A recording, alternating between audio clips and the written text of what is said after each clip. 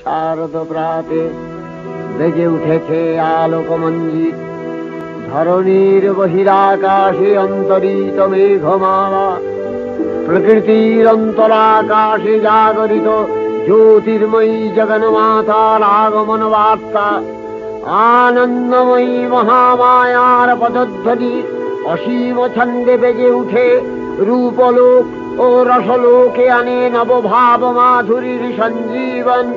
তাই আনন্দিতা শ্যামলী মাতৃকার চিন্ময়ীকে মৃন্ময়ীতে আবাহন।